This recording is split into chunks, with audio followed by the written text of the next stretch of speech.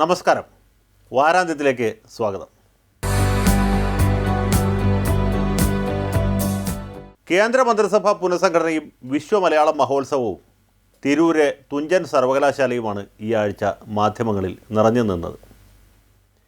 ജനക്ഷേമ പരിപാടികൾക്ക് നവോന്മേഷം നൽകാനും ഭരണം കാര്യക്ഷമമാക്കാനും അഴിമതി തുടച്ചു നീക്കാനും വേണ്ടി കേന്ദ്രമന്ത്രിസഭ പുനഃസംഘടിപ്പിച്ചു. എസ്.എം. കൃഷ്ണയ്ക്ക് പിന്നാലെ അംബിക സോണിയും മുകുൾ വാസനിക്കും സുബോധ് കാന്ത് സഹായിയും മറ്റ് ചില പുങ്കവന്മാരും രാജിവെക്കേണ്ടി വന്നു. എന്നാൽ അഴിമതി ആരോപണ വിധേയരായ ആരെയും സർദാർജി ഒഴിവാക്കിയില്ല. ഒരു മിനി കാമരാജ് പ്ലാനാണ് നടപ്പാകുന്നതെന്ന് ചില മാധ്യമങ്ങൾ വ്യാഖ്യാനിച്ചു. ഏതായാലും ഭരണഭാരം ഏറ്റെടുക്കാൻ രാഹുൽ ഗാന്ധി തയ്യാറായിട്ടില്ല. അദ്ദേഹം പ്രധാനമന്ത്രിയിൽ കുറഞ്ഞ ഒരു സ്ഥാനവും സ്വീകരിക്കാൻ തയ്യാറുമല്ല. ഏതാനും പുതിയ മന്ത്രിമാരെ നിയമിച്ചും മറ്റു ചിലരുടെ വകുപ്പുകൾ മാറ്റിയും പ്രധാനമന്ത്രി കൃതാർത്ഥനായി. അഴിമതിക്കാരനായ കൃഷ്ണയ്ക്ക് പകരം അഴിമതിക്കാരൻ തന്നെയായ സൽമാൻ ഖുർഷിദിനെ വിദേശകാര്യമന്ത്രിയാക്കി. പവൻകുമാർ ബൻസാലിന് റെയിൽവേ വകുപ്പും പള്ളം രാജുവിന് മാനവശേഷി വികസന വകുപ്പും വീരപ്പ മൊയ്ലിക്ക് പെട്രോളിയം വകുപ്പും നൽകി. വയലാർജിയിൽ നിന്ന് ചെറുകിട വ്യവസായവും അഹമ്മദ് സാഹിബിൻ്റെ മാനവശേഷിയും എടുത്തുമാറ്റി. കെ.സി. വേണുഗോപാലിനെ ഊർജ്ജത്തിൽ നിന്ന് വ്യോമയാനത്തിലേക്ക് പറപ്പിച്ചു. പ്രൊഫസർ കെ.വി. തോമസിനെ ക്യാബിനറ്റ് മന്ത്രിയാക്കണമെന്ന് വരാപ്പുഴ ആർച്ച് ബിഷപ്പ് ശുപാർശ ചെയ്തെങ്കിലും ഫലിച്ചില്ല. പുനഃസംഘടനയ്ക്ക് ശേഷവും എ.കെ. ആൻ്റണി കേന്ദ്രമന്ത്രിസഭയിൽ രണ്ടാമനായി തുടരുന്നു എന്ന കാര്യം മലയാള പത്രങ്ങൾ കോരിത്തരിപ്പോടെ റിപ്പോർട്ട് ചെയ്തു. ഓണത്തിന് തൃക്കാക്കരയപ്പനെ ഉണ്ടാക്കി വെക്കുന്ന പോലെയാണ് ആദർശധീരനെ പ്രതിരോധ മന്ത്രിയാക്കി വാഴിച്ചിട്ടുള്ളത്. ഗുണവുമില്ല ദോഷവുമില്ല, പണി ചെയ്യില്ല, പണവും വാങ്ങില്ല, ഒന്നാം തരം ഒരു കാഴ്ചപ്പണ്ടം. കേരളത്തിൽ നിന്ന് പുതുതായി 2 മന്ത്രിമാരെ ഉൾപ്പെടുത്തി. കൊടിക്കുന്നിൽ സുരേഷിനെ തൊഴിൽ വകുപ്പ് സഹമന്ത്രിയാക്കി. പിരിച്ചുവിട്ട ശശി തരൂരിനെ തിരിച്ചെടുത്ത് മാനവശേഷി വികസന വകുപ്പിൽ സഹമന്ത്രിയാക്കി. പ്രണയത്തിനു വേണ്ടി ചെങ്കോലും കിരീടവും ഉപേക്ഷിക്കേണ്ടി വന്ന തരൂർജിയുടെ പേര് പ്രണയ ഗൗതമൻ എന്ന് പേര് കേട്ട രാഹുൽ ഗാന്ധിയാണ് ശുപാർശ ചെയ്തത്. ഏതായാലും വീണ്ടും കേന്ദ്രമന്ത്രിയായി തിരുവനന്തപുരത്ത് തിരിച്ചെത്തിയ തരൂരിനും പത്നിക്കും ഊഷ്മളമായ സ്വീകരണം ലഭിച്ചു. കോൺഗ്രസ്സുകാരുടെ തിക്കിലും ഞെക്കിലും സുനന്ദാജി നട്ടം തിരിച്ചു. തെണ്ടികളെ, പട്ടികളെ എന്നൊക്കെ അഭിസംബോധന ചെയ്തിട്ടും പ്രവർത്തകരുടെ ആവേശം ശമിക്കാതെ വന്നപ്പോൾ ഒരുത്തൻ്റെ കരണക്കുറ്റിക്ക് പൊട്ടിക്കേണ്ടി വന്നു. അഹിംസാ പാർട്ടിക്കാരുടെ ഈ അസുഖം അറിയാവുന്നതുകൊണ്ടാണ് മറിയാമ്മ ഒരിക്കലും ഉമ്മൻചാണ്ടിയുടെ കൂടെ ഒരിടത്തും പോകാത്തത്. മറിയാമ്മ കണ്ടറിയും, സുനന്ദ കൊണ്ടറിയും. സുജന മര്യാദ ഓർത്ത് മാതൃഭൂമിയും മലയാള മനോരമയും വാർത്ത മറച്ചു വെച്ചുവെങ്കിലും ബാക്കി പത്രങ്ങൾ അത്ര തന്നെ സംയമനം പുലർത്തിയില്ല. ദേശാഭിമാനി 1-ാം പേജിലും ജനയുഗം ഒടുവിലത്തെ പേജിലും സുനന്ദ പീഡനം ആഘോഷിച്ചു. സുനന്ദയ്ക്ക് വേണ്ടി പ്രതികരിക്കാൻ ബിന്ദു കൃഷ്ണയോ ലതിക സുഭാഷോ കൂട്ടാക്കിയില്ല. പത്മജ വേണുഗോപാലും സിമി റോസ്ബൽ ജോണും അതേ പാത പിന്തുടർന്നു. എന്നാൽ മാർക്സിസ്റ്റ് നേതാക്കൾ ആഞ്ഞടിച്ചു. ദേശാഭിമാനി മുഖപ്രസംഗം എഴുതി. സുനന്ദയ്ക്കെതിരായ അക്രമം കോൺഗ്രസ് സംസ്കാരമാണ് തെളിയിക്കുന്നത് എന്ന് ചൂണ്ടിക്കാട്ടി. മാർക്സിസ്റ്റുകാരുടെ സംസ്കാരം എന്തെന്നറിയണമെങ്കിൽ പി ശശിയുടെയും ഗോപി കോട്ടമുറിയുടെയും ജീവചരിത്രം വായിക്കേണ്ടി വരും. സുനന്ദ പുഷ്കർ പരാതി എഴുതി കൊടുക്കാഞ്ഞതുകൊണ്ട് പോലീസ് കേസെടുത്തില്ല. ഏതായാലും കയറി പിടിച്ച കേസുകാരന് പിന്നീട് മാനസാന്തരമുണ്ടായി. അവൻ മാതാപിതാക്കളോടൊപ്പം സുനന്ദയെ ചെന്ന് കണ്ട് കണ്ണീരോടെ മാപ്പ് പറഞ്ഞു. അതോടെ സുനന്ദയുടെ കരളലിഞ്ഞു. പിന്നെ തർക്കം പറഞ്ഞില്ല ഓമലാൾ, തന്നുയാണവൾ, കല്ലല്ല ഇരുമ്പല്ല. ശശി തരൂർ വീണ്ടും മന്ത്രിയായത് നരേന്ദ്രമോദിക്കും രസിച്ചില്ല. സുനന്ദ പുഷ്കറെ ഉദ്ദേശിച്ച് 50 കോടിയുടെ കാമുകി എന്ന് പരാമർശിച്ചത് വിവാദമായി. സ്നേഹത്തിൻ്റെ മഹത്വമോ വിയർപ്പിൻ്റെ വിലയോ അറിയാത്ത മുഷ്കരനാണ് നരേന്ദ്രമോദിയെന്ന് തരൂർജി തിരിച്ചടിച്ചു. സ്ത്രീകളെ ബഹുമാനിക്കാൻ പഠിക്കണം എന്ന് സുനന്ദ മോഡിയെ ഗുണദോഷിച്ചു. സ്ത്രീകളെ എങ്ങനെ ബഹുമാനിക്കണം എന്നറിയില്ലെങ്കിൽ തിരുവനന്തപുരത്തെ കോൺഗ്രസ്സുകാരോട് ചോദിച്ചാൽ മതി, അവർ ഉദാഹരണ സഹിതം പഠിപ്പിച്ചു തരും. മോഡിയുടെ പരാമർശവും തരൂരിൻ്റെ തിരിച്ചടിയും BJP വക്താവ് മുക്താർ അബ്ബാസ് നഖ്വിയെ ഹരം കൊള്ളിച്ചു. തരൂർ ഒരു പ്രണയ ഗുരുവാണെന്നും അദ്ദേഹത്തെ പ്രണയകാര്യമന്ത്രിയാണ് ആക്കേണ്ടിയിരുന്നതെന്നും നഖ്വി തട്ടിമൂളിച്ചു. പ്രധാനമന്ത്രി വെറും കൊഞ്ഞാണനാണെന്നാണ് BJPക്കാരുടെ വിചാരം. പ്രണയമടക്കമുള്ള കാര്യങ്ങളിൽ തരൂരിനുള്ള പ്രാഗൽഭ്യം കണ്ടറിഞ്ഞിട്ട് തന്നെയാണ് അദ്ദേഹത്തെ മാനവശേഷി വികസനത്തിൻ്റെ ചുമതല ഏൽപ്പിച്ചിട്ടുള്ളത്. കേരളത്തിൽ നിന്ന് 7 കോൺഗ്രസ്സുകാരെ കേന്ദ്രമന്ത്രിസഭയിൽ എടുത്തപ്പോഴും MI ഷാനവാസിനെ തഴഞ്ഞത് മുസ്ലിം ജമായത്ത് കൗൺസിലിനെയും മെക്കയെയും സങ്കടപ്പെടുത്തി. മാനവശേഷി വകുപ്പ് അഹമ്മദിൽ നിന്ന് എടുത്തു മാറ്റിയത് ശുദ്ധ അഹമ്മദിയാണെന്നും അവർക്ക് അഭിപ്രായമുണ്ട്. എന്നാൽ മുസ്ലിം ലീഗുകാർക്ക് ഒരു ചമ്മലുമില്ല. എ.കെ. ആൻ്റണി ക്യാബിനറ്റിൽ രണ്ടാമനും ഇ അഹമ്മദ് സഹമന്ത്രിമാരിൽ ഒന്നാമനുമാണെന്ന് ചന്ദ്രിക വ്യാഖ്യാനിച്ചു.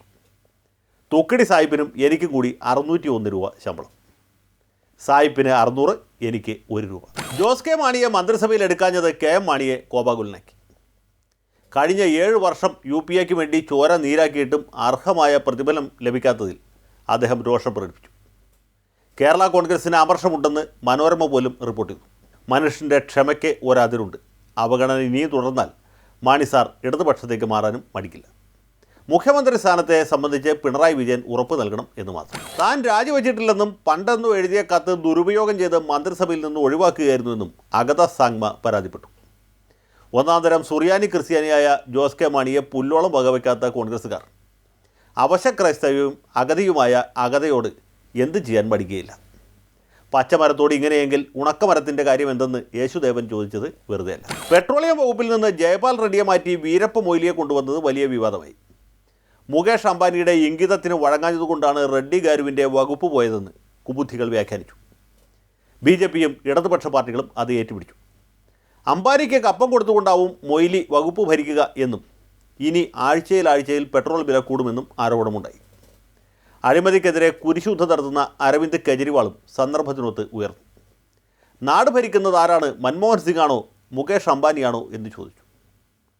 കോൺഗ്രസ് ആയാലും BJP ആയാലും റിലയൻസ് ആണ് അവസാന വാക്ക് എന്ന് ആരോപിച്ചു. കെജ്രിവാളിന് പോലും കാര്യങ്ങൾ കുറേശ്ശെ മനസ്സിലാവാൻ തുടങ്ങി എന്നർത്ഥം. മാർക്സിസ്റ്റ് പാർട്ടി ആയാലും അംബാനിക്ക് മീതെ പറക്കാൻ പോകുന്നില്ല. കെജ്രിവാളും സംഘവും സമരം ഫറൂഖാബാദിലേക്ക് വ്യാപിപ്പിച്ചു.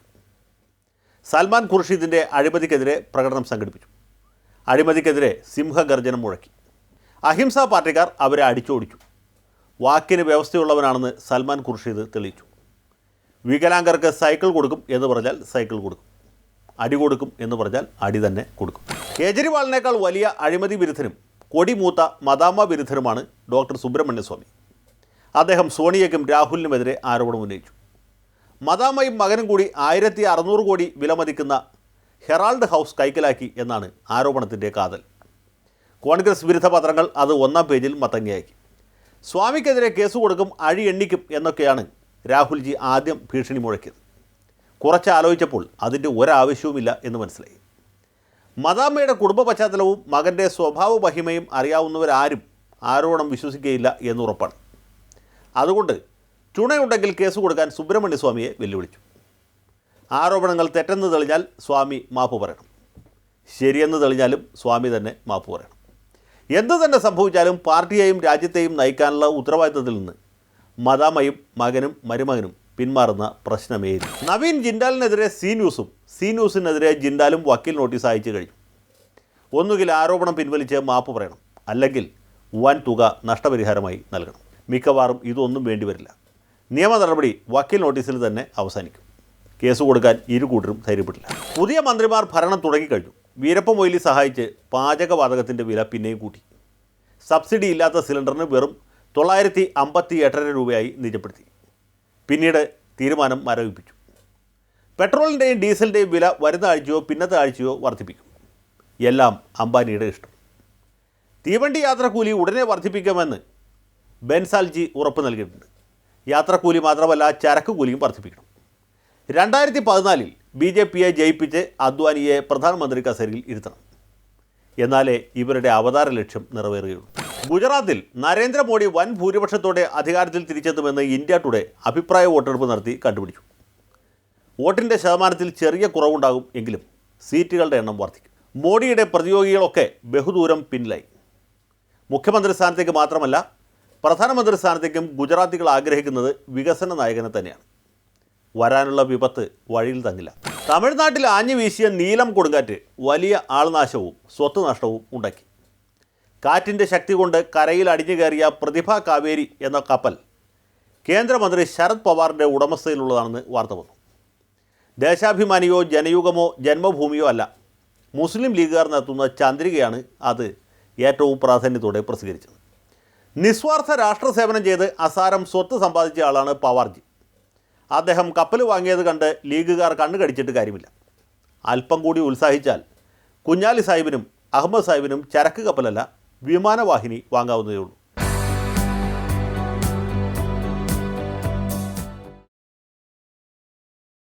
എ.കെ. ആൻ്റണി ആദ്യ മുഖ്യമന്ത്രിയായ 1977 തിരുവനന്തപുരത്ത് ആദ്യമായി ലോക മലയാള സമ്മേളനം നടത്തിയത്. അന്തോണീസ് പുണ്യാളൻ്റെ അത്യുത്തമ ശിഷ്യൻ ഉമ്മൻചാണ്ടിയുടെ ഭരണത്തിന് കീഴിൽ ഈ വർഷം വിശ്വ മലയാള മഹോത്സവം അനന്തപുരിയിൽ തന്നെ ആഘോഷിച്ചു. ശിരോലിഖിതം എന്നേ പറയാവൂ, മലയാള മഹോത്സവം വിവാദ മഹോത്സവമായി പരിണമിച്ചു. ചങ്ങമ്പുഴയുടെ പ്രതിമയ്ക്ക് പ്രായം കൂടിപ്പോയെന്നും സി വി രാമൻപിള്ളയുടേതായി പ്രതിഷ്ഠിച്ചത് സർ സി വി രാമൻ്റെ പ്രതിമയാണെന്നും ഉള്ള മാതൃഭൂമി വാർത്ത മന്ത്രി കെ സി ജോസഫ് അംഗീകരിച്ചു, മാപ്പ് പറഞ്ഞു. പ്രതിമ മാറ്റാൻ ഉത്തരവിട്ടു എന്ന് അറിയിച്ചു. വാർത്ത മാതൃഭൂമിയിൽ മാത്രമല്ല മനോരമയടക്കം സകല പത്രത്തിലും വലിയ പ്രാധാന്യത്തോടെ വന്നു. സി വി രാമൻ്റെ പ്രതിമ മാറ്റി സി വി രാമൻപിള്ളയോട് സാദൃശ്യമുള്ള ഒരു മീശക്കാരൻ്റെ പ്രതിമ സ്ഥാപിച്ചുവെങ്കിലും തെറ്റുകൾ പിന്നെയും ബാക്കിയായി. അടിയൻ ലജ്ജിപ്പോം എന്നതിന് പകരം അടിയൻ ലജ്ജിപ്പോം എന്നാണത്രേ എഴുതി വച്ചത്. മലയാള ഭാഷാ പ്രേമികൾ അത് കേട്ട് ലജ്ജിച്ചു പോയി കാണും. വിശ്വ മലയാളത്തെക്കുറിച്ച് ഒട്ടും അഭിനന്ദനപരമല്ലാത്ത ഒരു മുഖപ്രസംഗം മാതൃഭൂമി പാസാക്കി. അതിനേക്കാൾ രൂക്ഷമായ ഭാഷയിൽ ദേശാഭിമാനിയും എഡിറ്റോറിയൽ എഴുതി. പെരുമ്പടവം ശ്രീധരൻ്റെ ഏകാധിപത്യത്തിൽ പ്രതിഷേധിച്ച് ഐ ഗ്രൂപ്പുകാരായ അക്കാദമി അംഗങ്ങൾ മഹോത്സവം ബഹിഷ്കരിച്ചു. അങ്ങനെ വിവാദങ്ങൾക്കിടയിൽ വിശ്വ മലയാള മഹോത്സവത്തിന് തിരശ്ശീല ഉയർന്നു. രാഷ്ട്രപതി പ്രണബ് മുഖർജിയാണ് നിലവിളക്ക് കൊളുത്തി ഉദ്ഘാടന കർമ്മം നിർവഹിച്ചത്. Thunchath Ezhuthachan, Kunchan Nambiar, Kumaranasan, C V Raman Pillai, O Chandu Menon, Vaikom Muhammad Basheer, M T Vasudevan Nair, ONV Kurup എന്നിവരെ രാഷ്ട്രപതി പേരെടുത്ത് പറഞ്ഞ് പ്രകീർത്തിച്ചു. ഇവരൊക്കെ വലിയ കേമന്മാരാണെന്ന് മുഖർജി മാമൻ പറഞ്ഞപ്പോൾ മാത്രമാണ് 3.5 കോടി മലയാളികൾക്ക് മനസ്സിലായത്. മഹോത്സവത്തിൻ്റെ ഭാഗമായി നടത്താനിരുന്ന വികസന സെമിനാറിൽ അധ്യക്ഷത വഹിക്കുന്നതിന് സുഗതകുമാരി ടീച്ചറാണ് നിശ്ചയിച്ചിരുന്നത്. പ്രോഗ്രാമിൽ മാറ്റം വരുത്താൻ കമ്മിറ്റിക്ക് അധികാരമുണ്ടാകും എന്ന ഉത്സവ നോട്ടീസിനെ അനുസ്മരിപ്പിച്ചുകൊണ്ട് ടീച്ചറെ ഒഴിവാക്കി പകരം സ്പീക്കർ കാർത്തികേയനെ അധ്യക്ഷനാക്കി നോട്ടീസ് മാറ്റിയടിച്ചു. വിവാദ കുതുകികളായ പത്രക്കാർ അത് വാർത്തയാക്കി ആഘോഷിച്ചു. പത്രം വായിച്ച് സ്പീക്കർ ജി പൊട്ടിത്തെറിച്ചു. സുഗതകുമാരിക്ക് പകരം അധ്യക്ഷനാകാൻ താനില്ല എന്നറിയിച്ചു. അമർഷവും അസന്തുഷ്ടിയും പ്രകടിപ്പിച്ചു. ഇത്തരമൊരു കൊള്ളരുതായ്മ കാണിച്ച സാംസ്കാരിക മന്ത്രിയുടെ തന്തയ്ക്ക് പറയുകയാണ് ചെയ്യേണ്ടതെന്നും എന്നാൽ സ്പീക്കർ സ്ഥാനത്തിരിക്കുന്നത് കൊണ്ട് മാത്രം അതിന് തുനിയുന്നില്ലെന്നും സൂചിപ്പിച്ചു. അതോടെ പ്രശ്നം കൂടുതൽ വഷളായി. ആറന്മുള വിമാനത്താവളത്തെയും എമർജിംഗ് കേരളയെയും എതിർത്തുകൊണ്ടാണ് തന്നെ സെമിനാറിൽ നിന്ന് ഒഴിവാക്കിയതെന്ന് കവയത്രി വിലപിച്ചു. നോട്ടീസ് മാറ്റിയടിച്ചതിന് പിന്നിൽ സൂര്യനെല്ലി കുര്യനാണെന്ന് കുബുദ്ധികൾ പറഞ്ഞു വരുത്തി. അതേ തുടർന്ന് വികസന സെമിനാർ വേണ്ടെന്ന് വെച്ചു. സാംസ്കാരിക മന്ത്രി ക്ഷമാപണ മന്ത്രിയായി മാറി. കെ സി ജോസഫ് സുഗതകുമാരിയുടെ വീട്ടിൽ ചെന്ന് മാപ്പ് പറഞ്ഞു. വീണ്ടും വീണ്ടും മാപ്പ് പറയാൻ പാവം ജോസഫിൻ്റെ ജീവിതം പിന്നെയും ബാക്കി. മലയാള മഹോത്സവത്തിന് അനുവദിച്ച 3 കോടിയിൽ 1 കോടി ഒരു പ്രമുഖ കോൺഗ്രസ് നേതാവ് പോക്കറ്റിലാക്കിയെന്ന് മംഗളം കണ്ടുപിടിച്ച് റിപ്പോർട്ട് ചെയ്തു. നേതാവിൻ്റെ പേര് മംഗളം വെളിപ്പെടുത്തിയില്ല, എങ്കിലും വാർത്ത വായിച്ചവർക്കൊക്കെ ആളെ പിടികിട്ടി. കളവും പിടിച്ചു പറയും ലീഗുകാരുടെ മാത്രം കുത്തകയല്ല എന്ന് തെളിയിച്ച അദ്ദേഹത്തെ അഭിനന്ദിക്കുകയാണ് ചെയ്യേണ്ടത്. വിശ്വ മലയാള മഹോത്സവത്തിനെത്തിയ രാഷ്ട്രപതി കേരള നിയമസഭയെ അഭിസംബോധന ചെയ്തു. നിയമനിർമ്മാണത്തിൽ അംഗങ്ങൾ ജാഗ്രത പുലർത്തണം, സഭയുടെ അന്തസ്സും പാരമ്പര്യവും കാത്തുസൂക്ഷിക്കണം എന്നൊക്കെ ഉപദേശിച്ചു. തിരുവഞ്ചൂരും റബ്ബും PC ജോർജും അടക്കം പ്രസംഗം കേട്ട് ഉറങ്ങുന്നവരുടെ ചിത്രം പിറ്റേ ദിവസം മാധ്യമം പ്രസിദ്ധീകരിച്ചു. രാഷ്ട്രപതിയുടെ പ്രസംഗം മാന്യ മെമ്പർമാർ ശരിക്കും ഉൾക്കൊണ്ടു എന്നതിന് വേറെ യാതൊരു തെളിവും ആവശ്യമില്ല. നിയമസഭാ വളപ്പിൽ രാഷ്ട്രപതി ഒരു വൃക്ഷത്തൈ നട്ടു. ചിത്രം പല പത്രങ്ങളിലും കണ്ടു. ഏത് മരത്തിൻ്റെ തൈയാണ് നട്ടത് എന്ന് വാർത്തയിൽ നിന്ന് വ്യക്തമല്ല. കേരള നിയമസഭയുടെ മഹോന്നത പാരമ്പര്യം വെച്ച് നോക്കുമ്പോൾ അരയാലിൻ്റെ തൈയാണ് നട്ടുപിടിപ്പിക്കാൻ പറ്റിയത്. വിശ്വ മലയാള മഹോത്സവത്തിന് പിന്നാലെ തിരൂരിൽ മലയാള സർവകലാശാലയ്ക്ക് തുടക്കം കുറിച്ചു.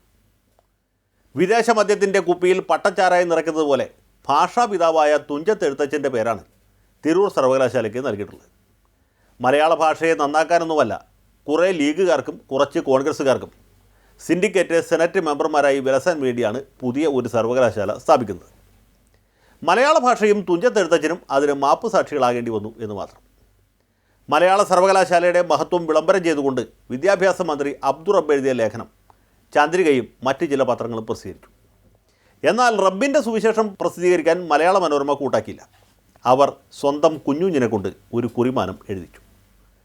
അതുമാത്രം പോരാ എന്ന് തോന്നിയിട്ട് സ്വന്തമായി ഒരു എഡിറ്റോറിയലും അടിച്ചുവിട്ടു. മലയാള സർവകലാശാലയ്ക്ക് മുൻകൈയെടുത്ത മുഖ്യമന്ത്രി, വിദ്യാഭ്യാസ മന്ത്രി, വൈസ് ചാൻസലർ എന്നിവരെ അഭിനന്ദിച്ചു. സർവകലാശാലയ്ക്ക് വേണ്ടി നിരന്തരം മുഖപ്രസംഗം എഴുതിയത് ഞങ്ങളാണ് എന്ന് അവകാശപ്പെട്ടതുമില്ല. അതാണ് മലയാള മനോരമയുടെ മഹത്വം. മലയാള മനോരമ, മലയാള സർവകലാശാല. മുഖ്യമന്ത്രി ഉമ്മൻചാണ്ടിയാണ് മലയാള സർവകലാശാലയുടെ ഔപചാരികമായ ഉദ്ഘാടനം നിർവഹിച്ചത്.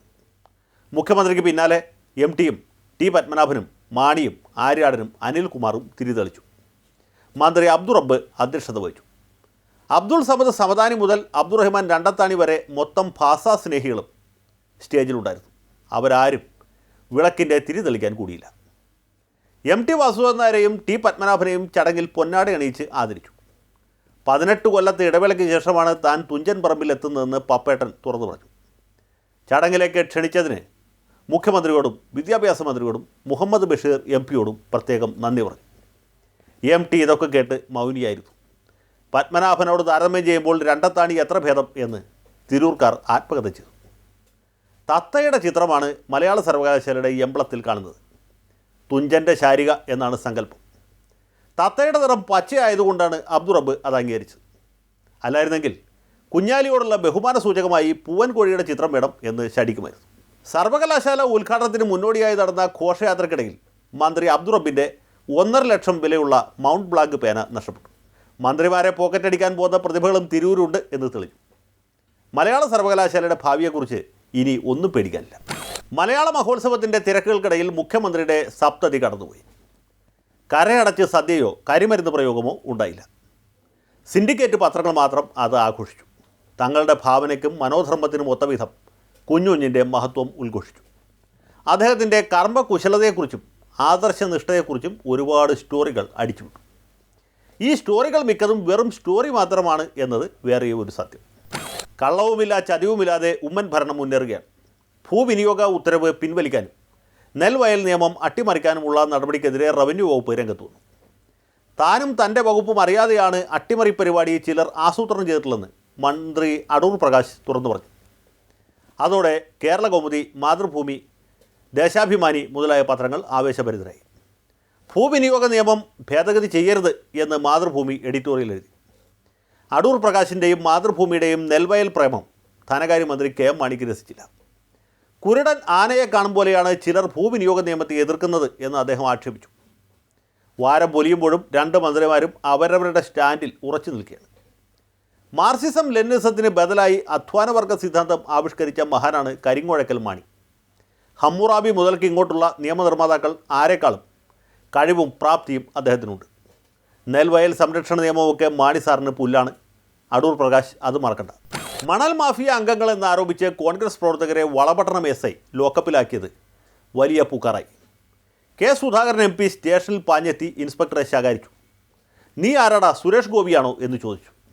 സുധാകരൻ്റെ സ്വഭാവമനുസരിച്ച് SIയെ അടിച്ച് പല്ലുകൊഴിക്കേണ്ടതായിരുന്നു. അത്രയൊന്നും ഉണ്ടായില്ലെങ്കിലും മാധ്യമങ്ങൾ അത് ഊതിപ്പെരിപ്പിച്ചു. സ്റ്റേഷൻ ആക്രമണമായി ചിത്രീകരിച്ചു. ഇൻസ്പെക്ടറെ സസ്പെൻഡ് ചെയ്യാനോ തൊപ്പി തെറിപ്പിക്കാനോ മന്ത്രി തിരുവഞ്ചൂർ തയ്യാറായില്ല.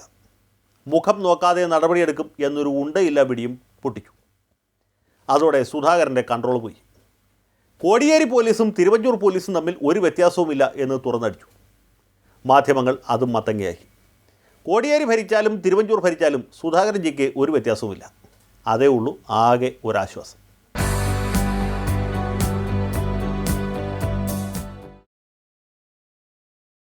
കൊച്ചി മെട്രോയുടെ കാര്യം നമ്മൾ ഉദ്ദേശിച്ച പരിണതിയിൽ എത്തി. ഉമ്മൻചാണ്ടിയുടെ ഡൽഹി യാത്ര പൂർണ്ണ വിജയത്തിൽ കലാശിച്ചു. സമയക്കുറവും ജോലി കൂടുതലും ഉള്ളതുകൊണ്ട് കൊച്ചി മെട്രോയുടെ പണി ഏറ്റെടുക്കാൻ കഴിയില്ല എന്ന് ഷീല ദീക്ഷിത് അറിയിച്ചു. കമൽനാഥും അത് തന്നെ പറഞ്ഞു. സോറി, എക്സ്ക്യൂസ് മീ എന്ന് കേട്ടപ്പോൾ ഉമ്മൻജിയുടെ മനസ്സിൽ ഒന്നല്ല ഒരുപാട് ലഡു പൊട്ടി. 500 കോടിയുടെ ഭാഗ്യക്കുറി അടിച്ചു. സ്തോത്രം കർത്താവേ സ്തോത്രം. എന്നാൽ P. രാജീവ് MP വിടാനല്ല ഭാവം. കൊച്ചി മെട്രോയുടെ നിർമ്മാണം തങ്ങൾ ഏറ്റെടുത്ത് കഴിഞ്ഞെന്നും ഇതിനോടകം 19 കോടി ചെലവഴിച്ചിട്ടുണ്ട് എന്നുമുള്ള DMRCയുടെ വാർഷിക റിപ്പോർട്ട് ഹാജരാക്കി. DMRCയും ഉമ്മൻചാണ്ടിയും പറയുന്നത് പച്ചക്കള്ളമാണെന്ന് തെളിയിച്ചു. കേരള മുഖ്യമന്ത്രി ഏത് തരക്കാരനാണെന്ന് 3.5 കോടി മലയാളികൾക്കും മനസ്സിലായി. മനോരമയും ദീപികയും അത് അംഗീകരിക്കില്ല എന്ന് മാത്രം. മനുഷ്യരെ മണ്ടന്മാരാക്കുന്ന പരിപാടിയുമായി മുന്നോട്ട് പോകാൻ തന്നെയാണ് ഉമ്മൻജിയുടെ പരിപാടി. അദ്ദേഹം വീണ്ടും വീണ്ടും ഡൽഹിക്ക് പോകും. ഷീല ദീക്ഷിതിനെ കാണും, കമൽനാഥിനെ കാണും, സൂരജകൃഷ്ണനെ കാണും, തിരിച്ചു വന്ന് E. ശ്രീധരനെ കാണും. DMRC ഇല്ലാതെ കൊച്ചി മെട്രോ പണിയില്ല എന്ന് പ്രഖ്യാപിക്കും. ഒടുവിൽ മലേഷ്യൻ കമ്പനിക്ക് കരാർ കൊടുക്കും. കമ്മീഷൻ കൃത്യമായി കണക്ക് പറഞ്ഞ് വാങ്ങി. കൊച്ചി മെട്രോ നടപ്പാക്കാൻ ഈ ശ്രീധരനല്ലാതെ ഈ നാട്ടിൽ വേറെ ആരുമില്ലേ എന്ന് കഴിഞ്ഞ ആഴ്ച ഫാരീസ് അബൂബക്കറുടെ മെട്രോ വാർത്ത എഡിറ്റോറിയൽ എഴുതിയ കാര്യം ഈ പരിപാടിയിൽ പരാമർശിച്ചു. മഹാന്മാർ ഒരുപോലെ ചിന്തിക്കും എന്ന് പറഞ്ഞത് വെറുതെയല്ല.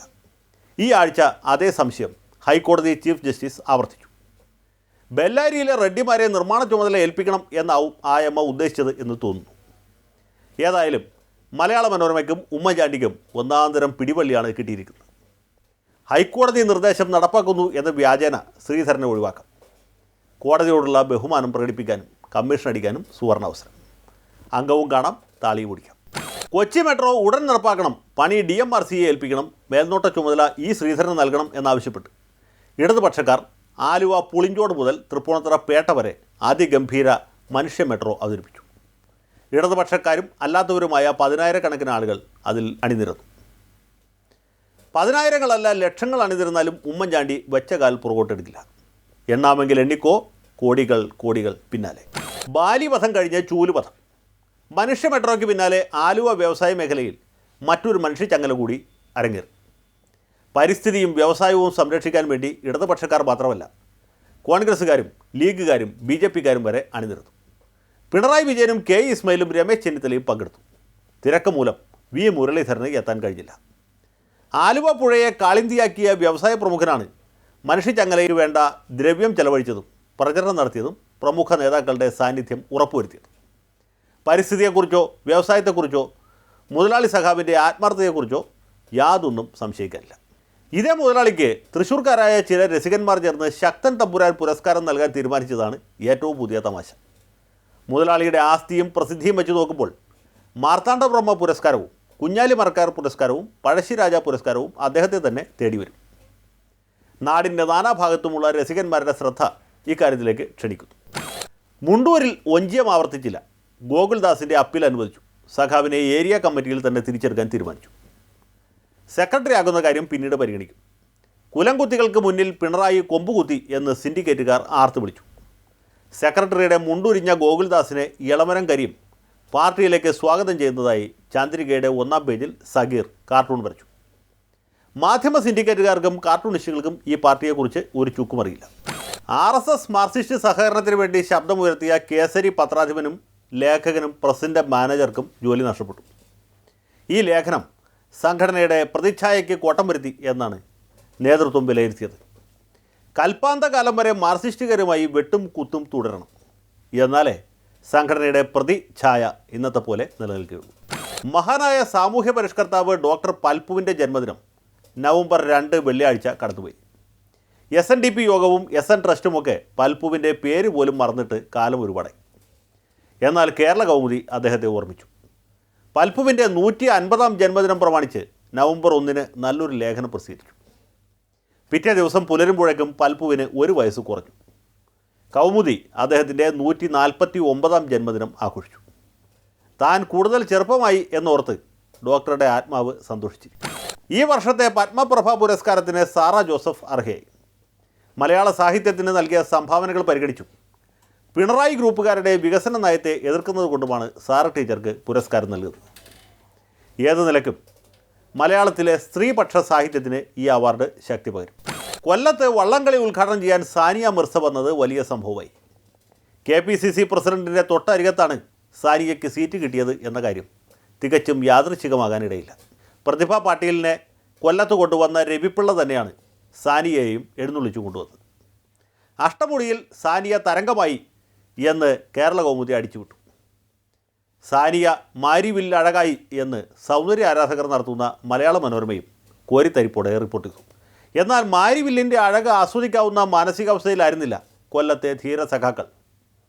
വള്ളംകളിയിൽ ഇടതുപക്ഷക്കാർക്ക് വേണ്ട പ്രാധാന്യം കിട്ടിയില്ല എന്നാരോപിച്ച് CPI, CPM, RSP ഭേദമന്യേ നേതാക്കൾ ഇറങ്ങിപ്പോയി. RSPയിലെ AA അസീസ് കളക്ടറെ കഠിനമായി ആക്ഷേപിച്ചു. അസീസിക്കാൻ്റെ വാമൊഴി വഴക്കം കേട്ട് സാനിയ വിരണ്ടു. അധികം വൈകാതെ തടി സബൂറാക്കി. സാനിയ മിർസയെ വേണ്ട വിധം ആദരിക്കാൻ കഴിയാതെ കൊല്ലത്തെ യൂത്ത് കോൺഗ്രസ്സുകാരും KSUക്കാരും നിരാശരായി എന്നാണ് ഒടുവിൽ കേട്ട വാർത്ത. French government knight of the order of arts and letters എന്ന ബഹുമതി നൽകി ഐശ്വര്യ റായ് ബച്ചനെ ആദരിച്ചു. 2009-ലും 2011-ലും ഇതേ ബഹുമതി പ്രഖ്യാപിച്ചിരുന്നുവെങ്കിലും ഐശ്വര്യയ്ക്ക് ഏറ്റുവാങ്ങാനൊത്തില്ല. അവരെ സംബന്ധിച്ചിടത്തോളം ഈ ബഹുമതി അത്ര വലിയ ആനക്കാര്യമൊന്നുമല്ല. അതേസമയം ഐശ്വര്യ ഇത് കൈപ്പറ്റിയില്ലെങ്കിൽ ഫ്രഞ്ചുകാർ പിന്നെ ജീവിച്ചിരുന്നിട്ട് കാര്യമില്ല. കാർട്ടൂണിസ്റ്റ് ടി സാമുവൽ ദിവംഗതനായി. കൊല്ലം മയ്യനാട്ടുകാരനായ സാമുവൽ ലാഹോറിലെ സിവിൽ മിലിറ്ററി ഗസറ്റിലാണ് കാർട്ടൂൺ രചന ആരംഭിച്ചത്. ഇന്ത്യ വിഭജനത്തെ തുടർന്ന് ശങ്കേഴ്സ് വീക്കിലിയിൽ കുടിയേറി. പിന്നെ ടൈംസ് ഓഫ് ഇന്ത്യയിലും ഇന്ത്യൻ എക്സ്പ്രസ്സിലും ന്യൂയോർക്ക് ടൈംസിലും വരെ കാർട്ടൂൺ വരച്ചു. ഇന്ത്യയിൽ പോക്കറ്റ് കാർട്ടൂണുകൾ ആദ്യം അവതരിപ്പിച്ചത് അദ്ദേഹമാണ്. സാമുവലിനെ ആദരാഞ്ജലി അർപ്പിച്ചുകൊണ്ട് ഈ വാരാന്ത്യം ഇവിടെ സമ്പൂർണ്ണമാകുന്നു. അടുത്ത ആഴ്ച വീണ്ടും കാണാം. നന്ദി, നല്ല നമസ്കാരം.